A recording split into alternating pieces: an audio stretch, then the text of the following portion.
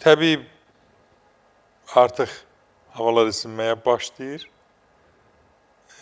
Vitamin D-dən azlığından əziyyət çəkən hər bir adam hər gün mütləq mənada qolu açıq, imkan dağında ayaqları açıq, boynu başı açıq günəş vannası qəbul etməlidirlər.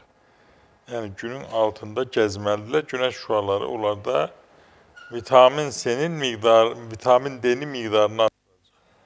Vitamin D bugün insanlarımızın böyük bir hissəsinin problemidir. Vitamin D çatmayanda nə olur?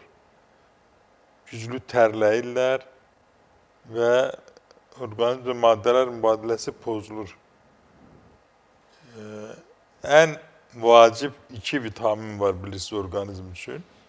Onlardan biri vitamin C-dir, biri də vitamin D-dir. Vitamin C-ni almaq üçün nə etmək lazımdır? Bol miqdarda göyərti, tərəvəzdən, meyvədən istifadə etmək lazımdır. Vitamin D almaq üçün də təbii ki, müxtəlif ərzaqlar var. O ərzaqlarda olduqca miqdarı az olur. Ən güclü, ən qalıcı, ən uzun müddətli təsir edən isə günəş şüaları nəticəsində, yəni insanın dərisinə düşür və orada vitamin D-nin yığılmasına, deposunun yaranmasına səbəb olur. Ona görə də bu gözəl günəşin şüalarını hələ ki də çox yandırıcı deyil.